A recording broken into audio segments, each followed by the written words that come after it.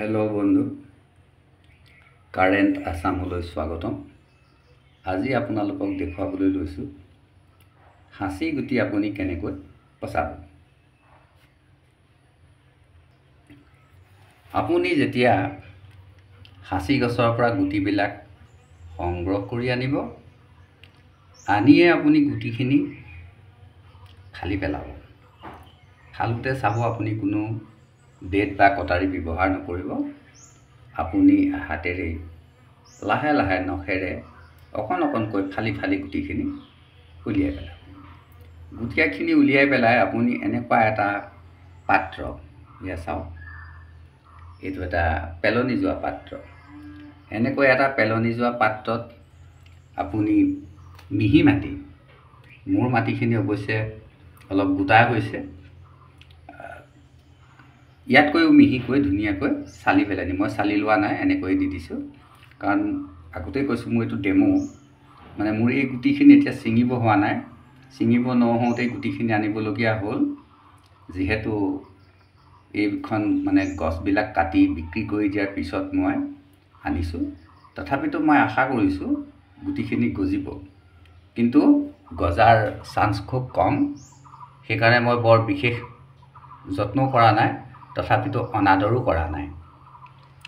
এনেকৈ এটা ডিষ্টেঞ্চত আপুনি সেই মিহি মাটিখিনিৰ ওপৰত গুটিখিনি দি দিব।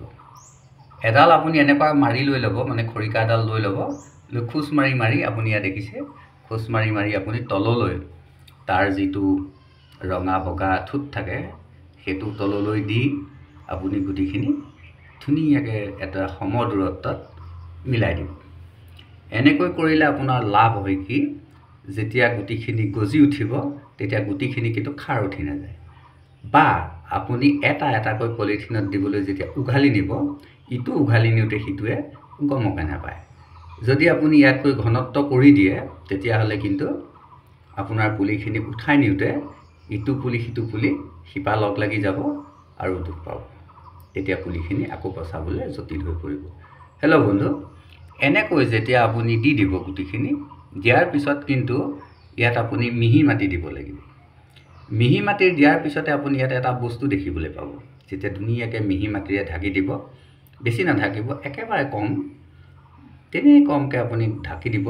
চালনি মৰা মাটি হ'ব লাগিব, একেবাৰে বালি মানে ধূলি মাটি আপুনি দি দিব। দিয়াৰ পিছত আপুনি এটা বস্তু দেখিবলৈ পাব, সেইটো হৈছে খুব মিহি মিহি পৰুৱা। মিহি মিহি পৰুৱা এটা ইয়াত বগাই থাকিব, বগাবই, কাৰণ ইয়াৰ গুণ এটা আছেই। আপোনাক মই দেখুৱাব পাৰিম নেকি?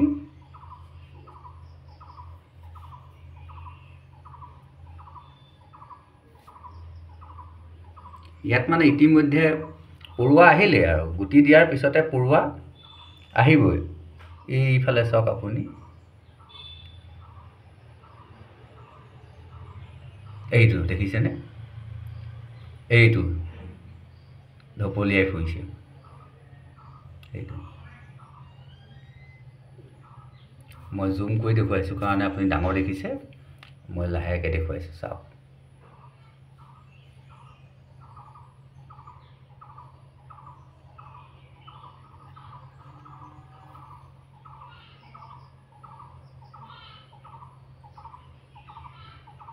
এইটো চাওক,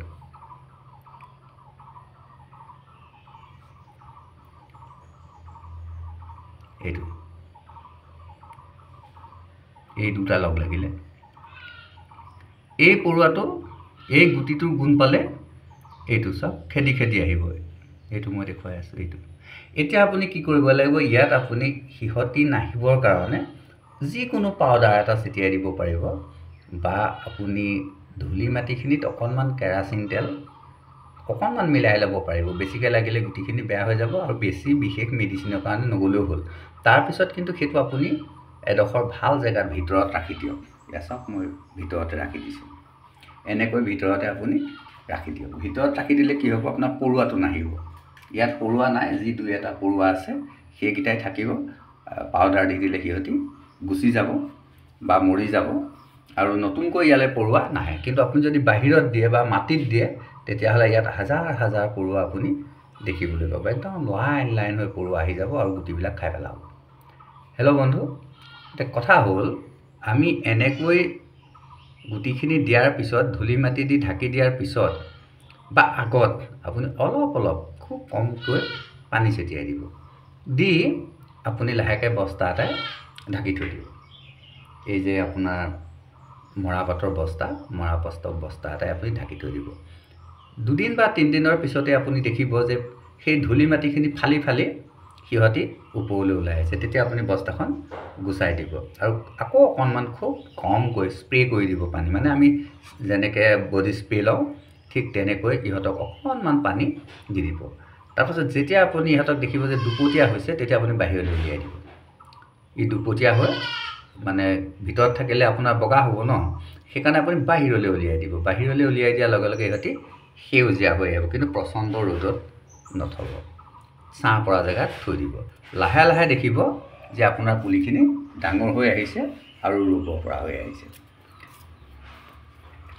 তাৰ পাছতে আপুনি ৰুব পৰা মানে পলিথিনত।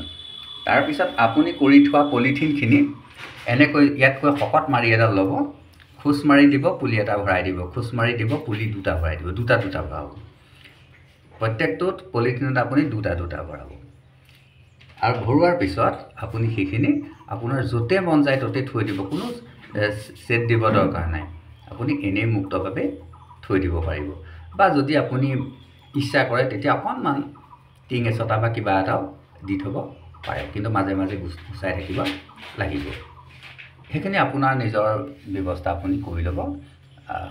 মোটামুটি মই আজি গুটি কেনেকৈ পচাব লাগে সেই কথাটো আপোনালোকক দেখুৱাই দিলোঁ।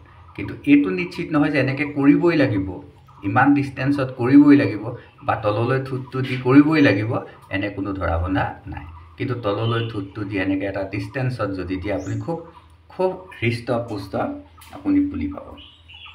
মোৰ এইটো এতিয়ালৈকে ফিল আপ হোৱা নাই। মই আৰু অলপ গুটি ইয়াত প্ৰায় আৰু 100-150 মান গুটি ইয়াত ধৰিব, সেইটো মই ফিল আপ কৰিম। হেল্ল' বন্ধু, নিশ্চয় আপোনালোকে পদ্ধতিটো ভালেই পাইছে। আপুনি কোনো ভাল বস্তু দৰকাৰ নাই, এনেকুৱা পেলনীয়া বস্তুতে আপুনি কৰিব যাতে দাঙি ইঠাইৰ পৰা সিঠাইলৈ লৈ যাব পৰা হয়। আৰু বেলেগ বেলেগ পদ্ধতি আছে, মই বেলেগ পদ্ধতিটো দেখুৱাই দিম, কিন্তু মূলতে সাঁচি গুটি এনেকৈয়ে পচাব লাগে। নিশ্চয় আপুনি মোৰ ভিডিঅ'টোৰ পৰা উপকৃত হ'ব বুলি আশা কৰি মোৰ আজি ভিডিঅ'টো ইমানতে সমাপ্ত কৰিবলৈ লৈছোঁ। যদি আপোনালোকৰ সাঁচি গুটিৰ বিষয়ে কিবা জানিবলৈ আছে, বুজিবলৈ আছে, ইতিমধ্যে মই ক'লোৱেই, বিভিন্ন ভিডিঅ'ত মই এইকেইদিন সাঁচি গুটি সংগ্ৰহৰ ওপৰতে কৈ আহিছোঁ। যদি তাৰ ওপৰতো আপোনালোকৰ কিবা জানিবলৈ আছে আপোনালোকে কমেণ্ট কৰিব। কিন্তু এটা কথা কওঁ যে আপোনালোকে এতিয়া গুটি মোৰ পৰা নিবলৈ হ'লে আপুনি কোনো মানে নিবাৰ ব্যৱস্থা কৰিব নোৱাৰিব। আপোনাৰ ঘৰত যদি আঁতৰতে হয় তেতিয়াহ'লে মই আপোনাক দিয়াৰ ব্যৱস্থাটো কৰিব নোৱাৰিম, কেনেকৈ দিম। গতিকে আপুনি নিজে অকণমান কষ্ট কৰি সাঁচি গুটিটো সংগ্ৰহ কৰক। আৰু যদি ওচৰতে হয় তেতিয়াতো মই দিয়াৰ কোনো প্ৰশ্নই নাহে। মোৰ লোকেল মানুহবিলাকে ঢেৰ গুটি পাই আছে, লৈ আছে, পচাই আছে। এতিয়া আমাৰ মানুহবিলাকে পচাবই। গতিকে আশা কৰোঁ আপুনিও এইবাৰ এই সাঁচি খেতিত অগ্ৰসৰ হ'ব আৰু সফল হ'ব। সেই কামনাৰে আজি ভিডিঅ'টো ইমানতে সমাপ্ত কৰিলোঁ। আকৌ লগ পাম। ধন্যবাদ।